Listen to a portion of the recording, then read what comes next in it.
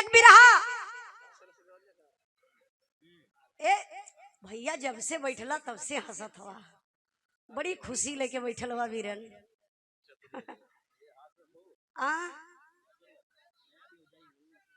अच्छा मास्टर हुआ, ठीक है ठीक। बिरहा बीरस सुनिए कि कांड आप लोग सुनिए कि हास रस सुनिए?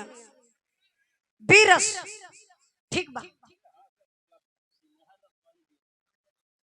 चलिए बीरस का बिरहा हो जाए जब सबकर इच्छा बा। लेकिन आप लोगों से निवेदन करब कि थोड़ा सा उठा बैठी कम करिए, बस ये है। तो हो जात हुआ का भैया घरे? प्रेमचंद भैया घरे घरे जात हुआ घरे। गड़बड़ी है भैया। नहीं यार ये जात, अरे पागल कुछ भी ना बोल दे जला। भैया मनवा तू ही बड़े हुआ बतिया ये जा लौटिया तोले हमान बिरहा चलत रही। आई एक बीरस का बिरहा आप लोगों के बीच में प्रस्तुत कर बनी। ए बिरहा की आप लोग दिल और दिमाग से सुनल जाई। आज आप लोग कहते हैं हमारा देश आजाद है, लेकिन आज हमारा देश गुलामी के करार पर खड़ा है। चाचा जातिया कहाँ? 15 मिनट बैठा, 20 मिनट बैठा। हल्ला बहुत ज्यादा हुआ था भैया। हे भाई साहब हल्ला ज्यादा हुआ था, जितना हम चिरौरी कर लो उतना हल्ला होता। थोड़ा सा हम चार लग शांति हो जाए, शांति हो जाए तो मूड मिजाज बन जाए। नहीं तो हल्ला करवा तबो हम गाई, वैसे ज्यादा हल्ला रही तबो गाई। आई मैं आप लोगों से बताना चाहती हूँ बाबू की आज गरीबों की जिंदगी क्या हो गई।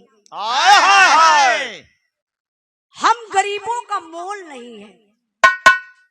गरीब हमेशा सताए जा रहे हैं, हर जगह सताए जा रहे हैं। हम लोग यहाँ गरीब हैं। यहाँ केहू बड़का टाटा बिरला अंबानी का केहू यहाँ खानदान ना बा, न केहू उनकर बेटी बेटा बा के मान के बहुत रुपया पैसा धन दौलत बा। हम एक मध्यम परिवार से कमाता और खाता इंसान बनी। ए लिए आप लोगों से हम बतावल चाहत बानी कि बाबू एक फौजी जवान की जिंदगी क्या होती है। आई 4 लाइन भूमिका में भावा मास्टर साहब।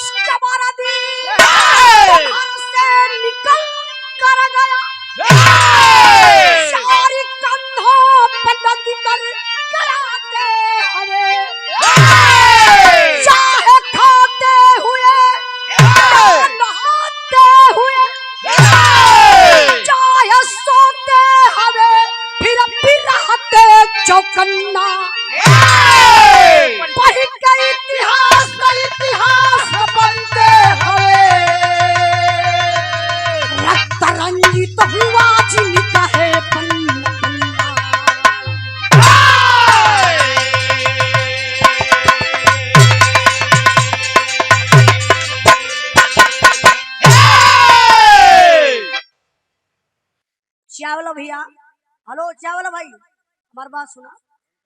जब हम आल्हा बोलो जैसे ही हम खड़ी लगाई तो हम आप लोगों से कह दे कि भैया चाय बना के सबके पिया दी। जब चाय उमा पियबा तब उनकर साज बाज बजी, धुन तराना में कितनो हल्ला गुल्ला करवा लोग ओकर मतलब कुछ ना निकलेला। वही में चाय पिया लिया जी। जब तक हम बिरहा गावत ना थोड़ा सा शांति चाहब। एक फौजी जवान की जिंदगी क्या होती है। 24 घंटा हिंदुस्तान का फौजी जवान खतरे से खेलते हैं। 24 घंटा अपने सर पर कफन बांध करके चलते हैं। कम मालूम नहीं है। हाय हाय। कवि जी बड़ा बढ़िया बिरहा में मास्टर साहब गजल लिखत हुन। का लिखलन?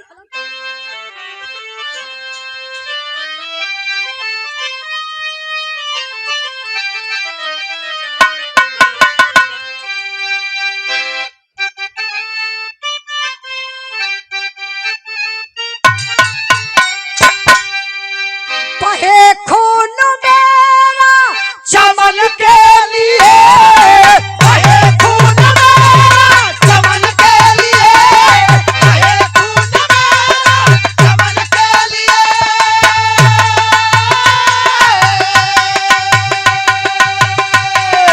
बहे खून मेरा चमन के लिए, चमन के लिए मेरी जान जाए वतन के लिए, मेरी जान जाए वतन के लिए, मेरी जान जाए वतन के लिए।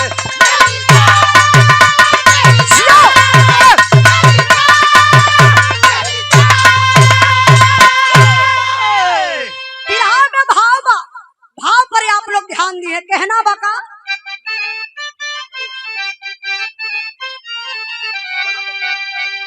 पढ़ा जो कदम है रुकेगा नहीं, बड़ा जो कदम है रुकेगा नहीं, बड़ा जो कदम है रुकेगा नहीं।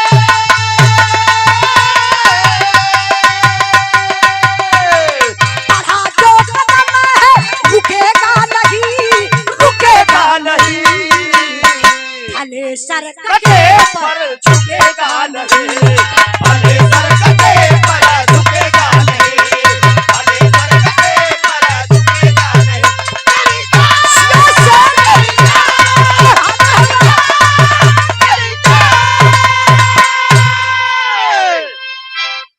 कहानी पर आप लोग ध्यान दी है।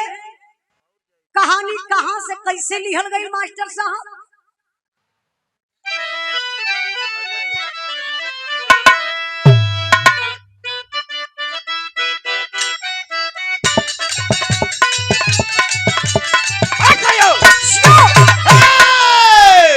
सरहदी जंग पे जो वीर लड़ने आता है, सरहदी जंग पे जो वीर लड़ने आता है, मौत का सिहारा अपने शीश पर सजाता है।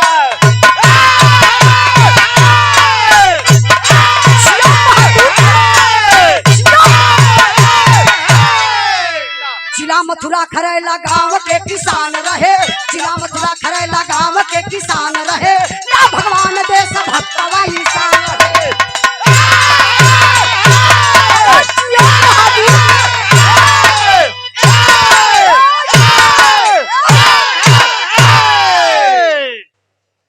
कहानी पर ध्यान दिए आप लोग। कहानी कहां से लिखल गई? जहां कृष्ण भगवान का जन्म स्थली बा मथुरा। मथुरा जिला में एक गांव पड़ेला, जौने गांव का नाम बा खरेला। वही खरेला गांव के रहे वाला एक किसान जेकर नाम बतावल गल बाबू भगवान सिंह। भगवान सिंह का एकलौता बेटा, जौने बेटवा का नाम भैया बतावल गल हेमराज। बचपना बा लेकिन मन में बड़ा उमंग बा, फौजी जवान बनूंगा, देश का सेवा करूंगा। कहा जाला कि जैसे रोगिया भावे वैसा बात बतावा। अब सयान भइले, खुली भर्ती निकलल बा, तो होत कब एक लाइन तर्ज लगल बा मास्टर साहब।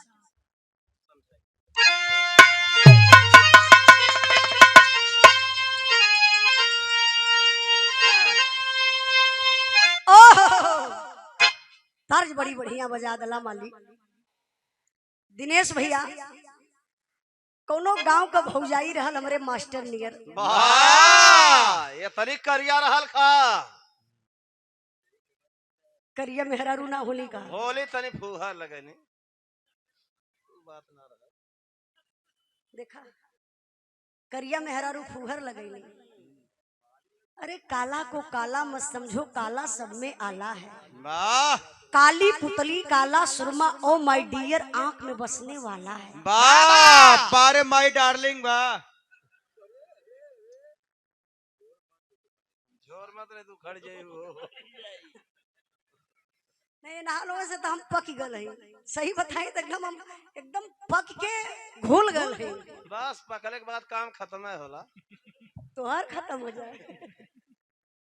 बिरहा पर ध्यान दई कोनो भौजाई रहल हमरे ई मास्टर नियन गांव का लइका ओकर नाम रखले रहल गुलाब जमुनिया भौजी। जौने लइका जे हर से जा तबले पकड़ की है गाल ओकर। हाँ पूरा सिरवा गाड़ दे हैं। दुहाई सरकार का नहीं तू ना बोलता तो ठीक रहल है। आप बोल तमान पैसा ले इला। हाँ तो घूम घूम सबके जीजा कहा कह दा कह दा काहो जीजा लोन कैसे हुआ पैसा बाजी बा तब का सिंगारे भैया जब बोल रही को पैसा लेत हुआ तो सबके कहता जीजा प्रणाम छोट बड़ा सबके बना ले। हाँ सब तो के पैसा दे बाजी बा खाली हम आने ना दे तब तू के देबा एकरे दीदी के देव हम। बिरहा पर ध्यान रहे ये दो जने जौन भ्रमण करत हुआ वीरन ने। हाँ क्यों जूता झटके के चक्कर में यही सब ऐसा बात ना हाँ। अरे तब बैठा हाँ हाँ कहीं कहीं ऐसा कांड हो जाला। आपो भैया उठ गई भैया कहाँ जात हो नहीं चाय वाला भैया ना हूँ भैया बैठ जा भैया बैठ जा वीरन। अच्छा देखी कोनो भौजाई बा देवर के देखलस त इशारा कई के बोलौलस कलस एक्सक्यूज मी मतलब कम हियर। हाँ सिट डाउन। देवरवा समझ गल कि भौजैया बुलावत है कुछ काम बनल। देवरवा दौड़ के गल कल कहा भौजी का जल्दी से बोल कहा भौजैया ये अपने साड़ी का ये टोंगा पकड़ के ऐसा लगल ऐठे काला बताई ना देवरवा कहलस कि बताई ना बताओ भौजी बोलौली काहे तो भौजैया कहती है दर बबुआ अब हम साड़ी साया ना पहिना तो निखार के धा दे ओके काहे बदे ले हवा पानी घाम तो तगड़ा होता है।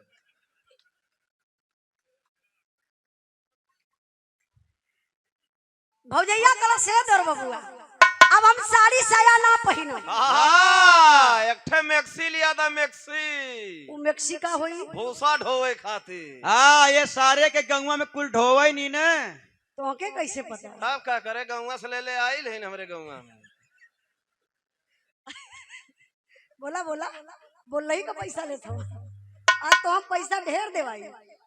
अच्छा भौजैया कालस की देवर बबुआ अब हम साड़ी साया ना पहिना का मांगत बा का कहत हाँ में तर्ज रहल लेकिन भाव पर आप लोग ध्यान दिए हैं। खुली भर्ती निकलल बा हे महाराज भर्ती के लाइन में गए हुआ तो भैल का और मार लारे आजा मीरा और मार ला दिल से पैसा देवे के मन करत मत आदत बिगड़ जी इनके नहीं कभी कभी दिल कह देला तो दे दिहल करा जल्दी करा। अरे यार 100 रुपया दा मेहनत करत हुआ चचा ये हमरे तरफ से तू लेला आशीर्वाद दा। एमल 25 बहन कम है हीरे का शरीर है बाबू तब का दूध दही खा ले। हाँ। अरे कहीं कोई ज्यादा ना लगता भैया फरिया जाता ना हमारा भैया भैया। अच्छा ठीक बिरहा पर ध्यान दई खुली भर्ती निकलल ते हेमराज गइलन अपन तकदीर अजमावे बदे लेकिन बार दुनिया के मालिक लगत बा कि हेमराज के बात भगवान सुन रहल पहले बार में पास हो गइलन फौजी जवान बन गइलन ट्रेनिंग पर गइलन घरे आइलन वही बीच में हेमराज का शादी तय हो गई। अच्छा देखी आज का जमाना हो चाहे पहले का जमाना हो बेरोजगार लोगन का शादी करे में बड़ी दिक्कत होले लेकिन नौकरी जेकर सरकारी नौकरी बा उ केतनो करिया रहे उ कैसो रहे ओकर बियाह फट से हो जाई। अरे भैया कर तो सबकर तो बियाहे का बतिया छोड़ा हमारे मास्टर साहब। हाँ 2 ठे बियाह कैले हुन। अच्छा 2 बियाह कैले हो। ई तो से यहाँ क्यों पूछला है? नहीं 2 ठे मेरुआ आई कहाँ से ही? हम पता के इनकर बाऊ शादी कैले हुआ। हाँ एक ठेन के मौसी की लड़की भगा के लिया हम फूलपुर वाली। बिरहा पर ध्यान दे। ये कुल बिरहा से बाहर रखल जाई, बिरहा में एडजस्ट मत कर जाई। ना ना बाहर खतरीली चीज है। मत बोलता हम गा ले देता। अब देखिए हेमराज फौजी जवान बन गए। हेमराज का बियाह एक गीता नाम के लड़की से हो गया। फौजी जवान का आना जाना लगल बे बाबू। वही बीच में हेमराज के औरत गीता के गर्भ रह गया। महीना बीतत बा, धीरे धीरे 9वां महीना लगल बा। फौजी जवान के छुट्टी मिलल बा। हेमराज ड्यूटी से छुट्टी पौलन, घरे अइलन। 3 दिन बीतल हो। घरवा में बेटा पैदा भइल बा। सोहर होत बा, बड़ा खुशी बा। तब ले बाबू हो सीमा से बुलावा आ गल कि कुछ फौजियों की जरूरत है। हेमराज तुम्हारी छुट्टी निरस्त की जा रही है, ड्यूटी पर तत्काल चले आइए। यह होला एक फौजी जवान का जिंदगी हो बाबू। फौजी जवान सारी खुशी के दिल में छुपौलन और चल दहला ड्यूटी पे। ड्यूटी कहाँ लगल बा? यही जगह तर्ज लग गई।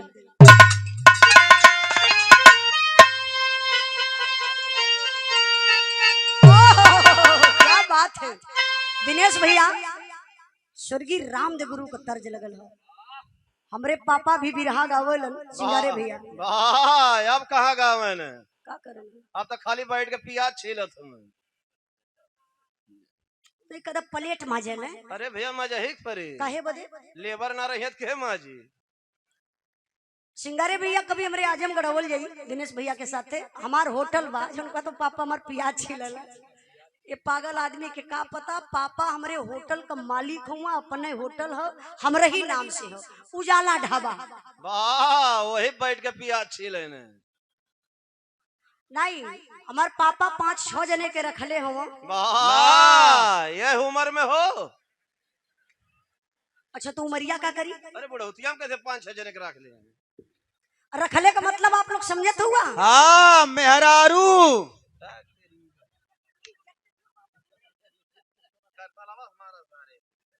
नहीं नहीं आप लोग बुरा मत बनिया। हमार पापा मेहरारू नहीं वर्कर रखले हुआ। वर्कर वर्कर का मतलब जैसे रोटी बनावा वाला अलग। ड्राइवर भाई अक्सर लोग जात रहल। कभी भी आप लोग जइया तो देख लिया वही हमार ढाबा बा आजमगढ़ वाले रोड से। जब बनारस जाई वही है बवे पर। लेकिन हमार पापा आज भी हम सिखावा ना, पहले भी सिखावा है। कहा बेटा के वो कौनो धुन गौले रहे अपने अंदाज में, लेकिन जब तू गई हाथ अपने अंदाज में। गीत बा स्वर्गीय रामदेव गुरु का, लेकिन अंदाज ही हमार बा। कैसे?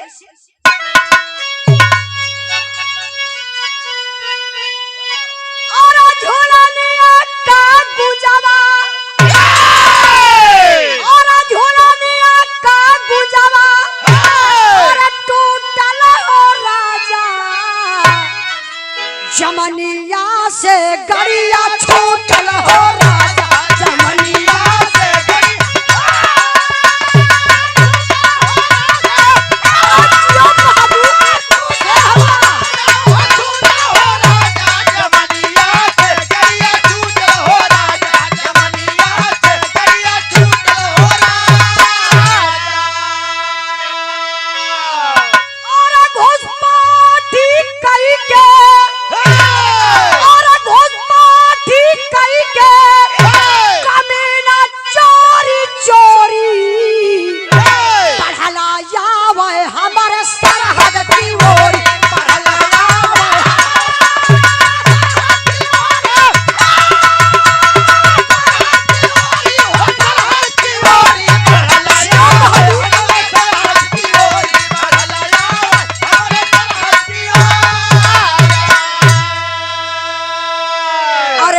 दूर पर 3 साया दिखाया, छट से जवान हाथ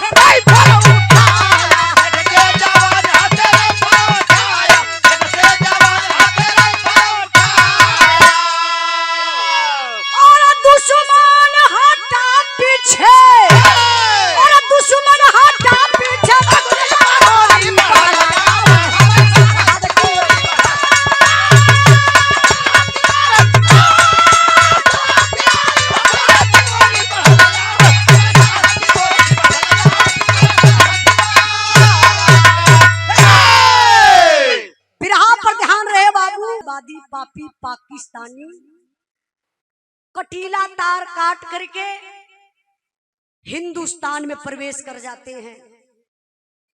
जनवरी का महीना था।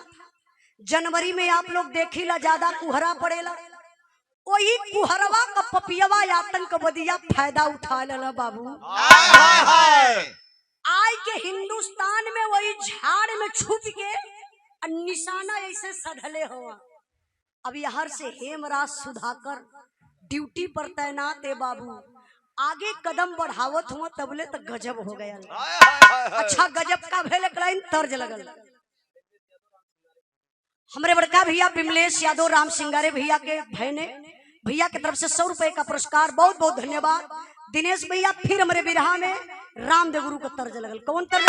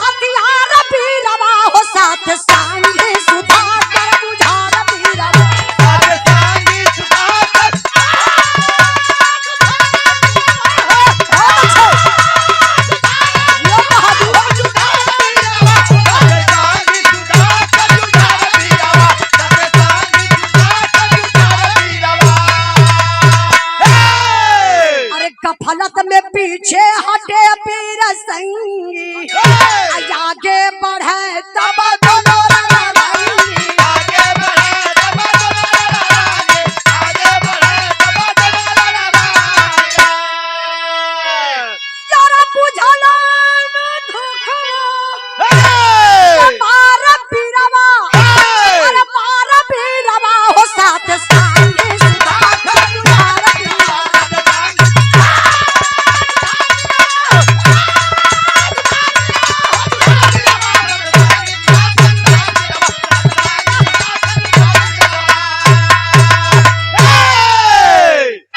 कहानी पर आप लोग ध्यान दिए बाबू। हेमराज सुधाकर ड्यूटी पर तैनात है। आई आतंकवादिया वही झाड़ में छुप के निशाना सधले हुआ। अब जवानन के का पता। आप लोग देखिला जे आदमी अंधेरा में बा तो उजाला में बैठल आदमी के आराम से देख ले, अजय उजाला में बैठल बा वो अंधेरा में ना देख पाई। इहे तो पपियवा से फायदा उठौलन। अब झाड़ में छुप के निशाना सधले हवे। हेमराज सुधाकर कदम आगे बढ़ावत हो तबले ही पपियवा से हो बाबू चला दहलन गोली। अब उन दुश्मनों की सनसनाती हुई गोली आई, हेमराज और सुधाकर के पैर में गोली लग जाती है। देखिए वो पापी आतंकवादी थे, सर में भी गोली मार सकते थे, सीना में भी गोली मार सकते थे, लेकिन नहीं, वो जानबूझ कर के पैर में गोली इसलिए मारे, उनका एक मिशन है, हमें हिंदुस्तान का जिंदा फौजी मिलेगा, हम हिंदुस्तान का राज पूछेंगे और हिंदुस्तान पर हमला बोलेंगे। यह तो पपियवा से पहले मार के घायल अवस्था में लेकर के बाबू दोनों जवानन के सीमा पार करके अपने पाकिस्तान सीमा में चल गई। अब इतना ही नहीं, सुनेंगे ना कलेजा फट जाएगा। उन जवानों के साथ ये पापी करते हैं क्या। आमने सामने दो खंभा था, एक खंभे में हेमराज को और दूसरे खंभे में सुधाकर को गतर के पपियवा से बांध दिहलन। बंधला के बाद एक पापी पाकिस्तानी एकदम गोर अंगार है, बड़ा लंबा तंबा है, काला ड्रेस में है, बड़ी बड़ी दाढ़ी, लंबा लंबा बाल, खूंखार लाल लाल उसकी आंखें हैं। चमचमाती हुई तलवार लेकर आया और हेमराज के सामने खड़ा हो गया। सवाल कर दिया, बता दे हिंदुस्तान का राज, बचा ले अपनी जान को। बारे हिंदुस्तान का फौजी जवान, पैर में गोली लगी है, गम नहीं है। उसी आवाज में उलट करके जवाब दिया हिंदुस्तान का फौजी हेमराज, अरे दोगले की औलाद, हम उस देश के वासी है जिस देश में गंगा बहती है। अरे साले हिंदुस्तान का राज पूछ रहा है? नहीं बताऊंगा हिंदुस्तान का राज, जो करना सो कर ले, मुझे जीने मरने का कोई गम नहीं।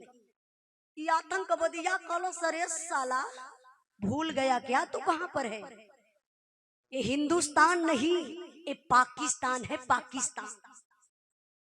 तू क्या साला दिखाएगी हिंदुस्तान की गंगा कैसे बहती है रे? मैं दिखा देता हूँ कि तेरे भारत की गंगा कैसे बहती है। तबले तब बाबू खींच के पपियवा तलवार चलौलस, यह हेमराज का दहिनी बहिए काटी ले। शरीर का बैलेंस बिगड़ गया, जैसे टेबल से पानी गिरे वही तरीके से छर छर छर छर बाबू जमीन पर खून पौटे लगल। कलश देख ले साले, यही है तेरे हिंदुस्तान की गंगा। अगर तू बता दिया होता हिंदुस्तान का राज तो तेरे साथ मैं ऐसा कसता ही नहीं करता। ये तना कही के बाबू अल्लाह के तलवरिया जब चलल सुधाकर के तरफ हो भैया, खंभे में बधी हुई शरीर कांप उठा जवान, आंख से आंसू छलक गया। आवत बा पापी, पहले बाह के काटी, जान आपन के प्यारा ना बा, चाहे वो फौजी जवान हो चाहे आम इंसान हो। सोचा तुम सुधाकर की अवत बा पापी, पहले बाह के काटी। सुधाकर कलम भैया मेरी बाह को मत काटना, मैं तुझे हिंदुस्तान का राज बता दूंगा, मत काटना मेरी बाह को। तबले ही बतिया हेमराज सुनत रहलन। हेमराज कौन स्थिति में हुए? पैर में गोली लगी है, बाह कटी हुई है, जवान दर्द में है। लेकिन जब ये जवान बात सुना कि अरे भाई सुधाकर अपनी जान के बचत में हिंदुस्तान का राज बता देगा, हिंदुस्तान को खतरे में डाल देगा, उस स्थिति में जवान गरज कर बोला सुधाकर को, ना ना रे भाई सुधाकर ना, तुझे झंडे तिरंगे की कसम, तुझे तेरी वर्दी की कसम, धरती माँ की कसम, एक भी हिंदुस्तान का राज मत बताना रे पगला। जान तो के नहीं जाएगी ना, हिंदुस्तान और हिंदुस्तान के लोग तो सुरक्षित रहेंगे। तो बोले ये पपियावा का कैलस, दौड़ के पहुंचल सुधाकर के पास, अपन कनवा सुधाकर के मुहवा तर लगौलस कि डर रहा है बता देगा हिंदुस्तान का राज। लेकिन है तो हिंदुस्तानी जवान, लेकिन क्या कर सकता है, शरीर तो खंभे में बंधी हुई है, लेकिन बाह हिंदुस्तानी खून उबल गया। खेखार के ओ पपियावा के मुहवा पर कला ले ले साले, यही है मेरे हिंदुस्तान का राज। अब जो करना कर ले, मुझे जीने मरने का कोई गम नहीं। आतंकवादिया कहला सरे साला, उससे पूछा साला हिंदुस्तान की गंगा दिखाया, साला तुमसे पूछ रहा हूं तो मेरे मुंह पर थूक दिया रे। ले ले मेरे हाथ से गिफ्ट ले ले। खींच कर तलवार चलौलस बाबू, यह सुधाकर का गर्दनिया काट लिया। देखिए कोई काल्पनिक कहानी नहीं है, जो भाई सोशल मीडिया पर बराबर होंगे उनको पता होगा। यही से गर्दन काट के अब वही नशा में आयल हेमराज का भी गर्दन वो पापी काट लिया। इतना ही नहीं मेरे बाबू, क्या वो पापी अन्न नहीं खाते हैं, पानी नहीं पीते हैं, उनके अंदर दिल नहीं है, दर्द नहीं है। उसी तलवार से बाबू दोनों जवानों का पेट चीर दिए। पेटवा चीर के ना और जो पेट में सारा सिस्टम है निकाल के बहरे फेंक देना है। पेटवा के खुखा बना बना देहलन। काहे? एक भयंकर बम हेमराज के पेट में, एक दूसरा भयंकर बम सुधाकर के पेट में रख के पपियवा सिलाई कर दहलन। वर्दी पहनाई के, उहे वर्दी हिंदुस्तानी वर्दी पहनाई के रातों रात लसिया लिया के हिंदुस्तान सीमा में कर गईलन, वही झाड़ी में छुपा देहलन। अही गर्दन जवन बा सर अपने पाकिस्तान में रख ललन। धीरे धीरे कई दिन बीतल। वो बम क्यों रखे थे पता है? इसलिए वो पापी बम रखे थे, उनका यही मिशन था कि हिंदुस्तान के जवान जब जाएंगे लाश के पास छेड़छाड़ करेंगे, विस्फोट हो जाएगा, आसपास जितने जवान रहेंगे सारे जवान मारे जाएंगे। अब तो कई दिन बीत गया, पता नहीं चल रहा, 2 जवान सीमा से गायब, कहां चले गए। कई दिनों के बाद जब कुछ फौजी जवान उधर जाते हैं ड्यूटी पर, तो दोनों जवानों का पैर देखते हैं, तो दौड़ कर गए कि अरे यार, जो 2 फौजियों का पता नहीं चल रहा था, देखो झाड़ी में लेटी हुई है। जब थोड़ा से करीब में गए तो कदम पीछे हटा लिए फौजी जवान। बोले अरे यार, ये तो खतरे से खाली नहीं है, दाल में कुछ काला है, क्योंकि पेट काफी ऊंचाई ले सूजा हुआ है, बांह कटी हुई है, गर्दन का पता नहीं है। अगर वो जवान उस लाश को उठाते तो जान लीजिए तुरंत विस्फोट हो जाता, वो जवान मारे जाते। लेकिन चेकअप करने वाली मशीन आई तो पता चला कि दोनों जवानों के पेट में भयंकर बम, जिंदा बम है। उस बम को बाबू मशीन के द्वारा सुरक्षित निकाला गया और लाश के ले जाए के फौजी जवान वही कैंप में गमी मनावत हुए। अब वहां का बात आप लोग छोड़ी, तनी से दिमकवा लेके चला मथुरा में हेमराज का दुल्हन गीता स्नान करके बाबू श्रृंगार करे बैठल ही, तो बोले वो दुनिया का मालिक के ठे असगुन दिखा देलन। अच्छा असगुन का दिखावत हो मास्टर साहब?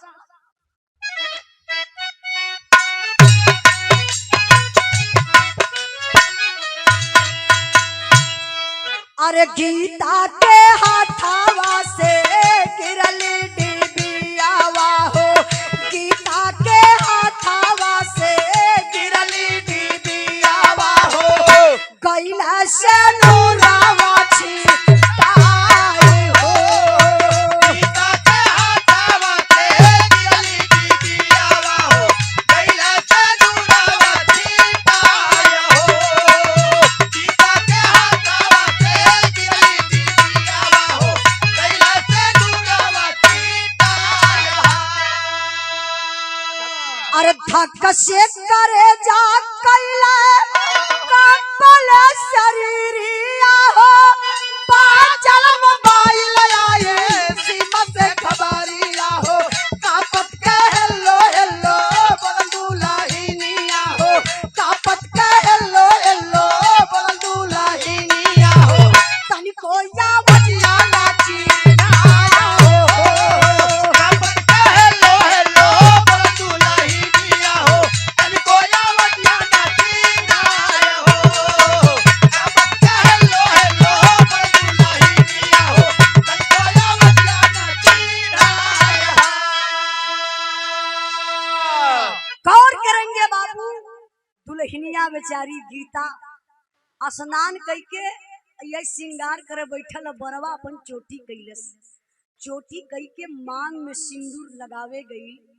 बाहरे दुनिया के मालिक, हथवा से सिंदूर का डिबिया छूटल, यही जमीनिया पर गिर गए। देखा ई भारत का नारी, सिंदूर पहचान बा, पति के लोग कहेला निशानी बा। दुल्हनिया का कलेजा धक से कैलस, हथवा जोड़ के कहली हे मालिक, हमरे सोनू के पापा पर कुछ आफत विपत ना आवे। यही अचरवा से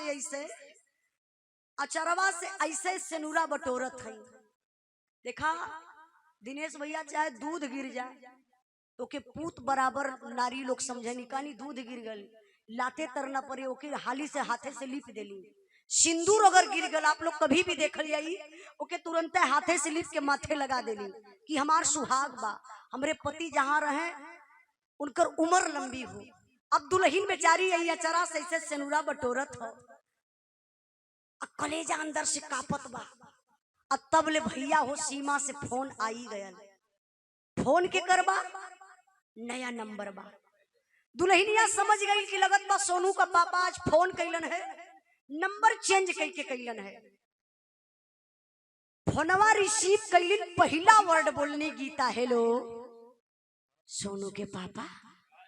सीमा से आवाज आई, नहीं नहीं। हाँ तो आप कौन? मैं हेमराज फौजी का मेजर बोल रहा हूँ। तुम कौन हो? मैं सर उनकी धर्म पत्नी, मैं गीता बोल रही हूँ, उनकी पत्नी। अच्छा बेटा, अच्छा अच्छा, कोई परिवार में और है क्या? गीता बोली हाँ सर है ना लोग। मेजर साहब बोले बेटा किसी और को फोन दीजिए। गीता बोली सर इस समय तो मैं ही अकेली हूँ, एक बात बोलूं सर? मेजर साहब बोले हाँ बेटा बोलो। गीता बोली कि साहब कई दिन हो गया मेरे सोनू के पापा से बात नहीं हो पा रही है, प्लीज सर एक बार सोनू के पापा से बात करवा दीजिए। मेजर साहब का कलेजा कांप उठा। ये दुल्हन अपने पति का इंतजार कर रही है, बात करने के लिए कह रही है, मैं किस फौजी जवान से बात कराऊं? मेजर साहब के पैर तले से जमीन खिसक गई। बताना भी जरूरी है, अब मैं कैसे बता सकता हूं? मेजर साहब बात घुमा देते हैं, बाबू वही फोनवा पर गीता के बतावे लगलन। अच्छा बतावत कैसे हुए? मेरे बीरस के बिरहा में करुणस का भाव बा मास्टर साहब। अब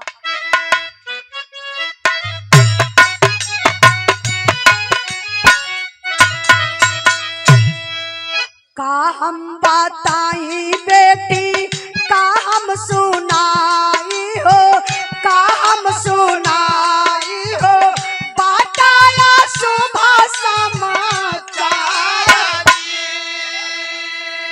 बज्जर करे जा कई के सुनला से, बज्जर करे जा कई के सुनला खबरिया, सुनला खबरिया हो, लुट गई दुनिया तो हथवा से फोनवा छुट के गिरल जमीनिया पर, गिरल जमीनिया पर। गीता रोवलिया सोगार। गजब हो गया बाबू। मेजर साहब उसी फोन पर बताते बेटा गीता तुम अपने दिल को मना लो बेटा। पगड़ी वाला भैया, ए पगड़ी वाला भाई, अरे आप ही के भैया, भैया ऐसा शांति 5 मिनट और शांत रहा, कैसे बिरहा का भाव बनेगा। खाली समझ लेवाना, सच्चाई बताओ थी कलेजा नहीं कांप जाई। खाली समझी गुरुदेव 5 मिनट बैठा, 5 मिनट ढेर ना, 5 मिनट खाली भाव समझ ली। अरे घरवा तो रोजे जाए के, घरवा रोजे रहे के बाद ना सिंगारे भैया, ये मौका बार बार नहीं मिलेला और ना रोज मिलेला। अब बिरहा करैबा 1,50,000 खर्चा करबा तब ना फिर उजाला यादव और प्रेमचंद भैया के पैबा। सही बताओ थे। अरे टेंट का पैसा अलगे, माइक का अलगे, मंच का अलगे, गवैया का अलगे, सजिंदा का अलगे, सबकर पैसा तो सब चलत है ना। बस यही से कहती तनी से रुकल रही ध्यान दे बिरहा पर। अब तो बिरहा हमार गड़बड़ा गेल, कहाँ पहुंचल रही? बतावा पगड़ी वाले, बतियाओ तला, बताओ कहाँ बिरहा? हाँ यहाँ से बतियाओ जी। यहाँ तो दिनेश भैया का कहीं बा मर्दे कुल बिरहा गाओ तो चिल्लात रहना, ई ना कहीं जब उजाला गाओ तो तब खूब बतियावत रहली।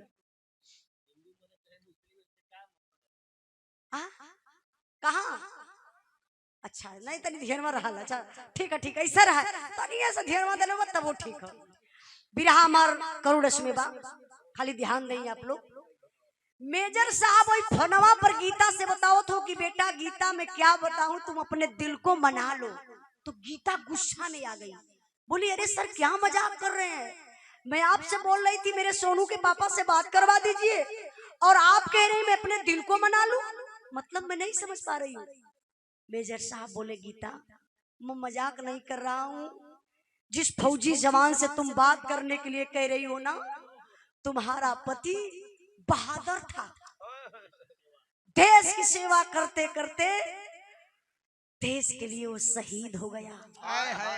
अरे बाप रे बप्पा, शहीद सब शहीद तो सब कहले और सब सुन ले, लेकिन शहीद का मतलब तनी ओकरा से पूछा जौने बाप के बुढ़ाई का सहारा टूट गया, लाठी खत्म हो गई। ओ माई से पूछा शहीद का मतलब बताई जौने माई का गोद सोन हो गई। ओ दुल्ही से पूछा शहीद का मतलब बताई जौन जवनिये में विधवा हो गई। ओ भाई से पूछा शहीद का मतलब वो बताई जौने भाई का दाहिनी बाह कट गई। वो बहन से पूछा वो बताई जौने बहन के सावन में राखी बांधे बदे कलाई न रह गई, वो न बताई शहीद का मतलब। शहीद शब्द दुल्हनिया सुनलो लगई कि कोई मार दलस करेजवा में तीर लग गई। अरराय के कटल पेड़ नियन वही अंगना में गिरली, चिल्लात हई रोवत हई। ई आवाज बहरे तक गई। दुअरवा बाबू ब्रश कर रहला मंजन, तब आवाज सुन के भागल भागल घर में गईलन। देखा तुम गीता यहाँ रोवत बा, अब फोन इतना दूर पर चालू बा। समझ गए पिताजी की बेटा हेमराज का फोन अब बहू के कुछ कह डालस। फोन उठौलन और डांटे शुरू कइल, बेटा हेमराज करे पगला तू बहू के का कह दले कि अंगना में गिर के रोवत ह। सीमा से आवाज आई, पिताजी मैं हेमराज नहीं हूँ। हाँ तो आप कौन है? मैं हेमराज फौजी का मेजर बोल रहा हूँ पिताजी, इसलिए फोन में किया हूँ। आपका बेटा इस दुनिया में नहीं रहा, शहीद हो गया पिताजी। अरे बाप रे बप्पा, माई बाबू के हो करेजा पर लगल कि पहाड़ टूट के गिर गए।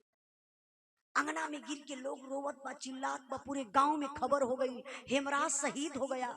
दुआरे लोग दुआर करे बदे आवत हो। यहाँ का बात छोड़ल जा, तनी से दिमाग आप लोग फिर लेके चलल जाऊं। हाँ कहाँ? जहाँ कैंप में दोनों जवानन का लसिया रखल हो, वहां का होता मास्टर साहब अल्लाह का लाई।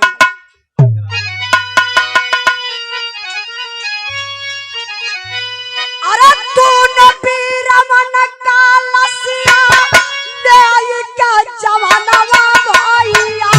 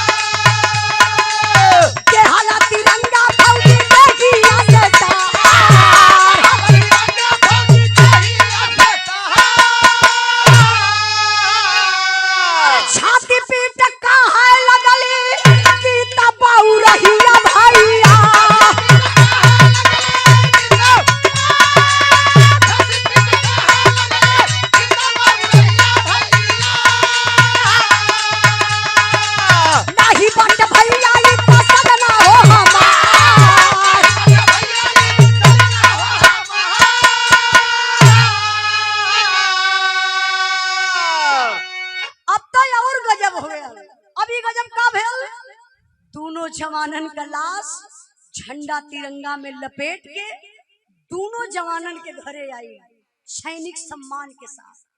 और जब दोनों जवानन का लाश घरे आई तब ताबूत खोलायल।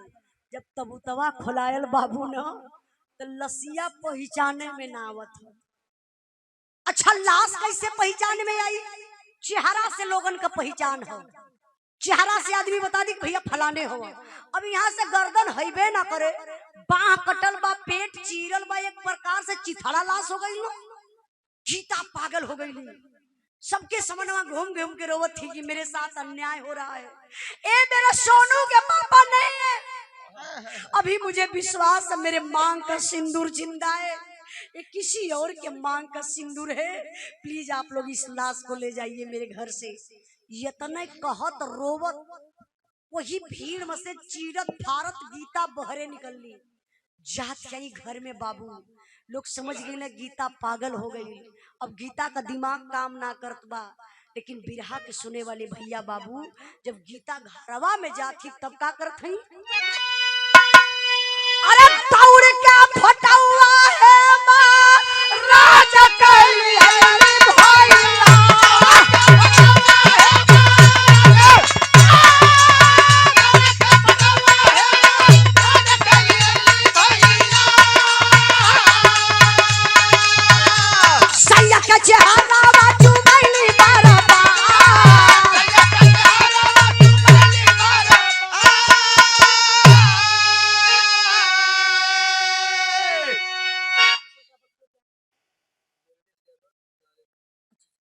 हमारे विमलेश भैया, राम सिंगारे भैया के आप बहने हैं, भैया की तरफ से 100 रुपए का पुरस्कार, बहुत बहुत धन्यवाद, प्रणाम। ऐसे ही 2 मिनट बैठल नहीं बाबू, ध्यान दें बिरहा पर। अब गीता भागल भागल घरवा में गईली तो अपने बेडरूम में गईली, जौने रूमवा में सूतत रहली। देवलिया पर ऐसे ही बाबू एक फौजी सैया के अपने वर्दी में फोटो वही देवलिया पर टंगले रहली। उहे फोटोवा उतार के सीना से लगौली। जैसे आप लोग है ना, ऐसे जनता जुटल बा, सबके समनवा उहे फोटोवा ले जाके दिखावती। देखी ना भैया, आप लोग मदद करिए, मेरे सोनू का पापा ही हमें, आप लोग बोली ना सोनू का पापा ही हमें इलाज के आप लोग ले जाइए। पिताजी बुढ़वा बाप लसिया के यहाँ लेके बैठल हुआ, कहले गीता तुम पागल हो गई है, यही जमाने के लोग मजा लेंगे, पति शहीद हो गया, गीता अपने पति को नहीं पहचानी। इधर आओ, इधर आओ, मैं बताता हूँ, मेरा बेटा है, तुम्हारा पति है हेमराज। रे गीता, पास में बहू को बुला लेते हैं बाबू, बाप हुआ यह पैर से कफन हटा दहलन। और जब कफन हटौले पैर से जाना था काहे, हेमराज एक बार बचपना में पेड़ से गिरल रहलन, उ चोट लगल रहा ही पैरवा में ही जा। यह चोटिया जब दुल्हनिया देखलस बाबू, गीता न हो, विश्वास हो गल कि अरे ये तो हमार सोनू का पापा। वही लाश पर गिरल बेचारी बेहोश हो गई। गीता बेहोश है, लोग डॉक्टर के बोलौला, इलाज चलत बा गीता का। अब का भयल, अंतिम संस्कार करे के बेला आई गई। जरूरी भी बा अंतिम संस्कार। अब वहू से ज्यादा गजब हो गया। अब उससे ज्यादा गजब का भल कि लसिया का ओजन बढ़त बा। आज तक आप लोग सुन ले कि लाश का भी वजन बढ़ल हो, लेकिन ई लाश पिताजी उठावत हो तो ना उठाए पावत हो, और दूसर के उठावत हो तो दिनेश भैया उठा लेते हो। काहे, अंदर से पिता टूट गया है, दिल को बहुत थामा है पिता। ये लिए थमले हो कि रो दे, अगर कुछ कह दे ना, हई जमाना बा, हई जमाना के लोग कहें कि कायर बाप का बेटा रहल, ये लिए शहीद हो गया। यही लिए पिताजी अपने दिल के मनौले हुआ, कुछ बोलब ना, बहादुर बेटा का बाप हैला। ऐसा लसिया उठावत हुआ, फिर लाश जमीन पर गिर गई। 3 बार कोशिश कैले, अब सब्र का बांध टूट गया। अब हिम्मत बाप हार गई। ऐसे कंधा पर गमछा रहा, गमछवा उतारत हुए, मुहवा मुनत हुए, शरीरिया ऐसे कांपत है। तबले तो बाबू मुहे से आवाज आई गई। वही लाश के बाबूजी देखलो, झर झर झर झर रोवे लगल। कहले करे बेटा हेमराज, करे लाल, बुढ़ाई में कमर तो हीरा तोड़ देले रे, बिना राम के कैसे मन मनाइब रे बेटा। हाय रे लाल, बिना राम के कैसे मन मनाइब रे बेटा, आज बोझ बुढ़ौती में कैसे तोर उठाइब रे बेटा। लाल बुढ़ाई बिगाड़ के चल गईले हीरा। बाप वही लाश पर गिरले, बाबू बेहोश हो गए। कहा जाता है औलाद का गम फौलाद को पानी बना देता है। दुनिया में आप लोग सुन ले हो बा, लोग कहेला कि घर में बहन बिटिया सयान हो जाली, सर का बोझ बन जाली, लेकिन नहीं मेरे बाबू, दुनिया में अगर सबसे बड़ा कोई बोझ है ना, एक पुरनिया बाप के कंधे पर जवान बेटवा का जनाजा। वो बाप कैसे बर्दाश्त करी हो, जोन बूढ़ बाप जवान बेटवा के कंधा दे। नियम तो प्रकृति कई बनल बा, बाप के कंधा बेटा दे तो वो बाप के स्वर्ग हो जाई, और जवन बाप अपने बेटवा के कंधा दे तो वही दिन नरक हो गए, जियते जी नरक हो जाई वो बाप के। अब बाप का हिम्मत टूट गई, गिरना बेहोश भइलन, कोई नहीं रह गया अंतिम संस्कार करने के लिए। आप लोग जैसन आम जनता, गांव के सम्मानित प्रधान, प्रशासन के लोग, सेना के जवान लोग ले जा करके अंतिम संस्कार तो कर देते हैं। अंतिम संस्कार हो गए राम सिंगारे भैया। अब आ गए सेना के बड़े अधिकारी जनरल साहब। शोक संदेश हृदय से लेकर जनरल साहब आए हैं और दोनों परिवारों को आकर के दिल से धैर्य बधाए हैं। सच्चा सपूत जो देश का था वह वीर हिंद रखवाला था। एक ज्योति हमको दिखा गया वह भारत के रहने वाला था। हम कसम याद की खाते हैं, हम कसम याद की खाते हैं, हम बदला शीघ्र चुकाएंगे। इस देश के वीर सपूतों पर फौजी वर्दी लहराएंगे। जाना था जिसे वह चला गया, जाना था जिसे वह चला गया, मन में ना उनका ख्याल करो। सहयोग फौज का हम देंगे, मन को ना तनिक मलाल करो। के कहलस? सेना के बड़े अधिकारी जनरल साहब अइलन 13 बितला के बाद सांत्वना देने के लिए। पिताजी दुआरे बैठल हुआ, एकलौता बेटा रहल, चल गए बाप का कुछ अब ना बचल हो। शरीर अंदर से कापत बा, हिलत बा। अइले जनरल साहब कहले पिताजी दर्द तो बहुत ज्यादा मुझे भी है, लेकिन क्या किया जाए। अब तो आपके बेटा को हम लोग वापस नहीं ला सकते हैं, लेकिन पिताजी मैं आपकी कसम खा के कह रहा हूँ, जितने सारे गांव के बच्चे हैं सबको निःशुल्क भर्ती करवाऊंगा और सीमा पर भिजवाऊंगा। अब पिताजी इतना ही नहीं, सुनिए मेरी बात, जो गांव का मेन रोड है उसी रोड पर एक हेमराज शहीद के नाम से एक गेट हम लोग बनवाएंगे। और सुनिए पिताजी, चौराहे पर एक हम लोग हेमराज शहीद हेमराज की मूर्ति लगवाएंगे, शहीदी राज दिलवाएंगे। बुढ़वा बाप हिम्मत कई के बोलत हुआ, कहना साहब साहब भर्ती का बात करत हुआ, कहो साहब ई बतावा हमार बेटवा कायर रहल का? हमरे लाल का गर्दन कटायल, हमरे लाल का बाह कटाइल, हमरे हीरा के पैर में गोली मारल गल, पेट चीर के बम रखल गल, हमार लाल कुछ न को पौलस। हे साहब हाई लाल लोग भर्ती हो जाई, सीमा पे चल जाई, सरकार का कुछ ना बिगड़ी, सबकर गर्दनिया कटाए जाई, बिगड़ी के कर बुढ़ाई माई बाबू का बिगड़ी जैसे हमार बिगड़ गई। हे साहब आरती भर्ती रुपया पैसा मूर्ति कुछ होना चाहिए।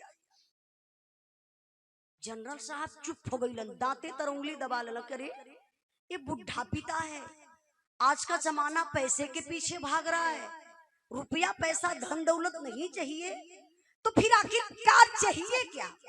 अब जनरल साहब पूछते भी हैं कि अच्छा पिताजी आप बताइए आपको चाहिए क्या? बिरहा के सुने वाले भैया बाबू एक बात और आप लोग ध्यान से सुनल जाइए, वो बुढ़वा बाप के लालच बा दिनेश भैया, लालच बा, लेकिन कौना चीज का लालच बा और कौना चीज का मांग बा? वो बुढ़वा बाप बुढ़ाई में मांगत का हुए, दिल से अगर सुनेंगे ना अंदर से कलेजा कांपने लगेगा। बाप का मांग का बा मास्टर साहब,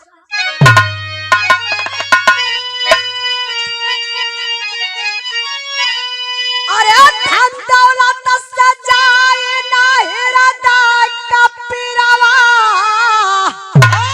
साहब जल्दी से मंगा बेटा का सिरवा।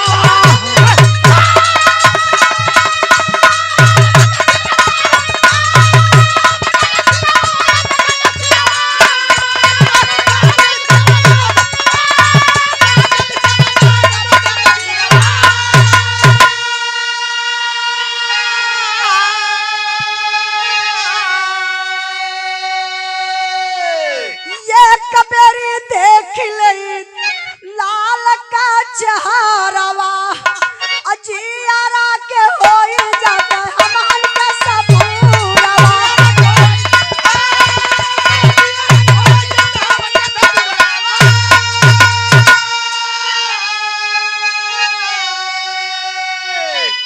गौर करे बाबू, बुढ़वा बाप का मांग बा, काला साहब धन दौलत से जाई ना हृदय का पीरवा, साहब जल्दी से मंगाए दा बेटा का सिरवा। कले साहब एकलौता बेटा रह, लाल चल गल, के करे बदे जियब, का करब रुपया पैसा धन दौलत लेके, हमके कुछ ना चाहिए हो साहब। बस ये बुढ़ाई में आखिरी मांग बा, हमरे लाल का गर्दनिया पाकिस्तान से मंगा दा साहब। हमरे हिंदुस्तान का दुश्मन पाकिस्तान बा, लाल का गर्दनिया कौने स्थिति में रखले हुई है। देखा बाप का ममता, काहे कि लाल का गर्दनिया वो पाकिस्तान वाला कौने स्थिति में रखले हुई साहब। जबले जियम घुट घुट के जियम, अब मर जाइम ना हमरे आत्मा के शांति ना मिली साहब। हमरे लाल का वह गर्दनिया पाकिस्तान से मंगा दा, आखिरी बार बुढ़ाई में हीरा का चेहरा देख ले साहब। जनरल साहब चले गए, आज तक दोनों जवानों के गर्दन का पता नहीं चला। जिस समय अपने भारत के प्रधानमंत्री नहीं थे तो हर मंच पर भाषण दिया करते थे, आप लोग शायद जरूर सुने होंगे कि भाइयों बहनों, मैं भारत का बेटा हूं, मैं वादा करता हूं, मैं आप लोगों को विश्वास दिलाता हूं, 2 सर का बदला, जिस दिन मैं प्रधानमंत्री बन गया 2 सर का बदला मैं 10 सर जरूर लाऊंगा। लेकिन आज तक देखिए, कोई राजनीतिक बात नहीं है, जो सच्चाई है उस सच्चाई को मैं कह रही हूँ। आप लोग चाहे जिस भी पार्टी से होंगे, वो बात हम नहीं कह रहे हैं। आज तक वो दोनों गर्दन का पता नहीं चला। कुछ दिन पहले मीडिया वाले पहुंचे थे हेमराज के घर पे, नहीं तो आप लोग सर्च करके देख लीजिएगा कि हेमराज सुधाकर का गर्दन पाकिस्तान से हिंदुस्तान में आया कि नहीं, गूगल पर मिलेगा कि नहीं मिला। मीडिया वाले पहुंचे थे, माँ से सवाल कर रहे थे कि माँ आपको सरकारी सुविधा कुछ मिल रही है। माँ एक हेमराज का फोटो लेकर के रोती बिलखती आई सामने, बोली साहब मैं क्या बताऊं, दुनिया तो खत्म हो गई उसी दिन जिस दिन मेरा बेटा शहीद हो गया। आप सरकारी सुविधा की बात कर रहे हैं, जो मेरा बेटा बनाया था वही पड़ा है। मेरे बेटे के जाने के बाद अभी तक मेरे घर में एक शौचालय नहीं बन पाया।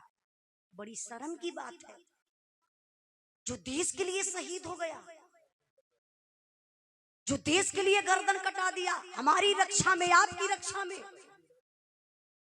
उसके घर अभी एक शौचालय नहीं बना, उसके घर उसको शहीदी रास नहीं मिल रही है। बड़ी अफसोस की बात है। ये कैसे कब तक चलेगा सौतेला व्यवहार, वो भी फौजियों के साथ। अभी एक बिरहा में गाई हूं, हमारे ही यूट्यूब चैनल पर है, उजाला यादव ऑफिशियल पर, आप लोग सर्च करके देख लीजिएगा। शहीद मुनीश यादव की मूर्ति पर चला बुलडोजर। जो देश के लिए इतना बड़ा काम कर सकता है, थोड़ा से उसे जमीन नहीं मिल सकती है मूर्ति रखने के लिए, वो जगह खाली लोग करवाते हैं। मैं आप लोगों से एक बात कहना चाहती हूँ बाबू, कभी भी आप लोग सोचिएगा और विचार करिएगा कि भर्ती होता कौन है। कोई पीएम सीएम एमपी एमएलए का बेटा भर्ती नहीं होता है। कभी आप लोग सुने हैं कि कोई पीएम सीएम एमपी एमएलए का बेटा शहीद हुआ, सीमा पर जाकर के रक्षा किया? पीएम सीएम का बेटा आईएएस बनेगा, पीसीएस बनेगा, डॉक्टर बनेगा, इंजीनियर बनेगा। अब भर्ती कौन होगा, शहीद कौन होगा?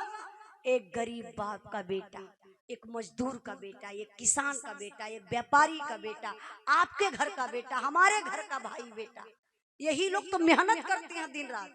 आप लोग देखिए रोड पर हम लोग कभी कभी जाते हैं भोर में, 2 बजे से दौड़ना शुरू कर देते हैं हमारे भाई, मेहनत करके, परिश्रम करके।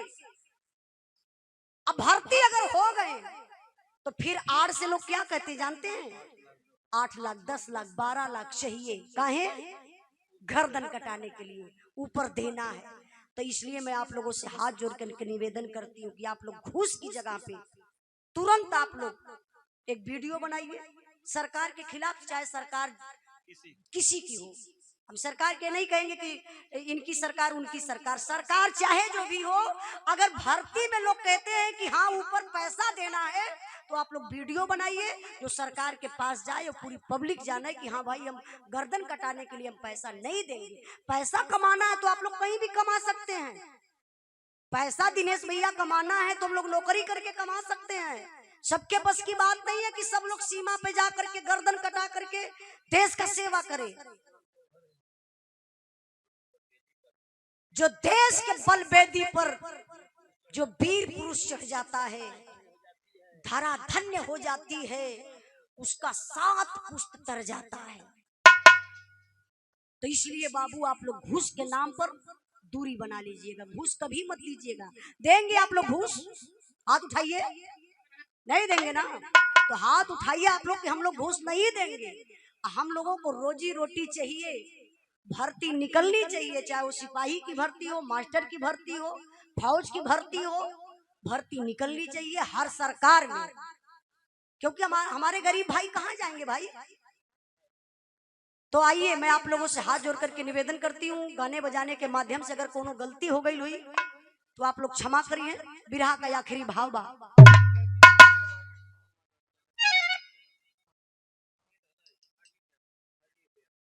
आप हमारे बड़े भैया नहीं, भैया देखा क्षमा चाह, ये राजनीतिक मंच नहीं है कि हम लोग राजनीतिक गाना गाएं, है ना राम सिंगारे भैया। राजनीति हम लोग कब गाइला? जब राजनीतिक मंच लगेला तब। अभी सार्वजनिक मंच है ना भैया, नहीं आप नहीं समझ रहे हैं ना, आप प्रत्याशी भी हैं, इसका गलत असर पहुंचेगा, भैया का बिगड़ी, भैया का नुकसान होई। हम तक आए तो 2-4 हजार पाए जीवे, फायदा हमारा ही, नुकसान आपको हुई। यहाँ हर वर्ग के लोग आए हैं, हर पार्टी के लोग आए हैं और सभी लोग अपने हैं। तो इसलिए देखिए मैं क्षमा चाहती हूँ दिनेश भैया। आप लोग देखते हैं बड़े बड़े नेता भी जाते हैं शादी विवाह या तिलक के अवसर पे, तो वहाँ भाषण नहीं देते हैं, न्योता करके चले जाते हैं, अपनी बात नहीं रखते हैं। इससे कलाकारों को भी सीख लेनी चाहिए। हाँ राजनीतिक मंच लगाइए, रात भर दिन भर गवाइए। क्षमा चाहती हूँ अजीत भैया, 100 रुपए का पुरस्कार देकर के सम्मान किए। और बिरहा करावे की रही राजनीतिक तो घरे करा लिया, खूब बल भर समाजवादी गावल जाए, ठीक है ना भैया? और आई बिरहा का आखिरी भाव, हम समाजवादी है बे करीला, समाजवादी गायिका ही, नेट पे सर्च करवा उजाला यादव तो देख लेबा। कहना बा चाचा,